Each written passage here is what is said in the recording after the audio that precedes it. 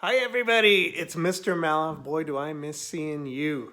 I'm here to hopefully do some great art with you, show you how to do a few tricks in becoming a better artist, and to show you a little bit around my studio. Here we are in the middle of my art studio. You could see some of my paintings on the walls. Here's a painting I'm working on right now. I worked on it last night. It's a picture of the road outside my neighborhood. Listen. We're going to become better artists together, and you are capable of great things no matter who you are. The best way to become a better artist, a better drawer, is to draw a real thing from life. So every day, I'm going to be drawing a real 3D object together with you, and we are going to become better together. Now, if you want to get better at drawing cartoons, draw a real thing from life. You want to get better at making realistic portraits?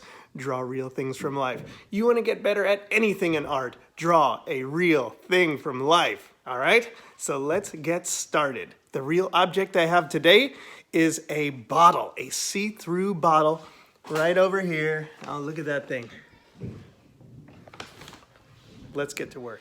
All right, welcome. So let's tackle this bottle together. Now, whenever you want to start a sketch, you want to start with a couple practice motions. Okay, so before I do the top of it, I'm going to do a practice motion with my fingers. And then once I have a good oval, I'm going to draw it very lightly. And once it's light, then I'm going to press hard once I have just the right oval shape. Okay, so that's going to be the top of the bottle.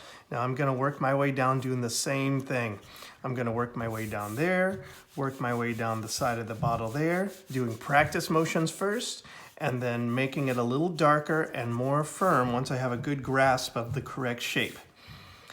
My eyes are constantly going back and forth from the object on my page because I want to make sure that whatever message my brain has sent down to my hands is being translated correctly from the message my eyes have sent to my brain about what they're looking at.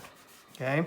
I am going slow and steady, a little bit at a time, and if I mess up, no big deal. This is a practice exercise. I'm going to just try my hardest and make it match as best to my ability. Now, I've got the shape down pat. The size is about right. The lines are soft and sketchy. Now it's time to start adding some of the more specific details I see. I see the cork, so I'm going to do the top edges of the cork and the edge over there. I see the little rings of the twisty part of the bottle. Now this bottle was actually a wedding invitation. One of my good friends from high school was getting married in one of those destination weddings on the beach. So when he sent out his wedding invitation, he sent it out in one of those things that looks like a message in a bottle. I'm going to draw the arms of that tiny little real starfish that is attached to it. Okay, again, watch what I'm doing. I'm making practice motions with my finger, then starting out lightly sketching it. And then once I see that the line is correct, I press a little darker and make it stick and make it a little bit more bold. Okay, there's a couple twist ties that are tying that starfish around. And then I see a couple reflections inside and out. Okay, I see some sand in the very bottom of it. I will add that. Now guys, one of the best lessons you could learn as an artist is to trust what your artistic eyes are telling you. Because everybody says, oh, sand is white, right? I'm looking at some white sand. But if I really look carefully at it and trust what my eyes are telling me, that sand is not really white. It's kind of a soft gray. So I'm gonna start to add a soft gray tone on the sand because it's not pure white. And even though the bottle looks clear and there's a white paper behind it, that's not pure white either. So I'm gonna put a soft tone over everything, okay? And it's not gonna be the same tone either. It looks a little darker over here, so I'll make it darker over there. It looks a little bit lighter over here, so I'll keep it soft over here. I see a little bit of a ring around over here. Okay, I see a really dark tone over where it curves around by the neck. So that part's gonna be really dark. Okay, if you look at the cork, it not only has some texture, so it has some of those scratches and dots and bumps, but it also has lighter and darker parts.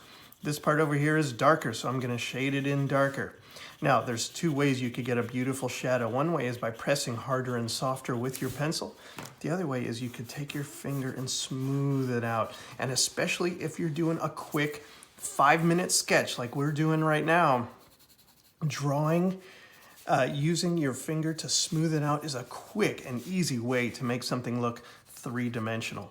Okay, that starfish has not only really dark tones on its arms, but also some texture. So I'm putting some dot texture in there and coloring it in nice and dark. This part here that sticks out. All right, now I see some lines, I see some reflections. All right, now here's some advanced techniques coming at you. Can you see those bright white reflections where the light is shining on the bottle? It's right in the middle, underneath, about an inch or two underneath where that starfish is hanging out. You see those reflections? The paper's white. How am I gonna put those bright white reflections? Here's the answer. Once I have a soft gray over all of it, I could take an eraser, and wherever I see those reflections, I could erase back in the white lines, and then it looks like a reflection, like it looks like it's shining through. Darker around it, and then lighter reflections. Okay, that's a great way to make something look shiny. All right, now let's go down to the very bottom. There's a lot of seashells in there, and some of them are dark and light, some of them are bumpy, some of them are smoother. I'm gonna try to get as much of that detail in as I can until it looks as real as I can. And then I want to double check and see which part looks lighter and darker. This part over here looks a little darker, so I'll color that in a little darker. You can see I'm using sometimes the side of my pencil when I get a nice shadow, sometimes the tip of it when I want to get a crisp detail in there. Okay, now the last thing I'm going to add, the shadow on the table. I've got lots of lights in here. So as you can see, there's 4 different shadows. So I'm going to start by drawing this shadow over here. Make it look like it's casting a nice bottle-shaped shadow going to the left. The other light's making it look to the right, so I'll add that bottle-shaped shadow over there. There's a really light one in there, and if I'm really looking carefully at it, there's a reflection where the light is shining through it in the shadow. So I'll add that reflection in the shadow as well with my eraser. Guys, 5 minutes a day, a real 3D object, you will become an expert artist in no time flat.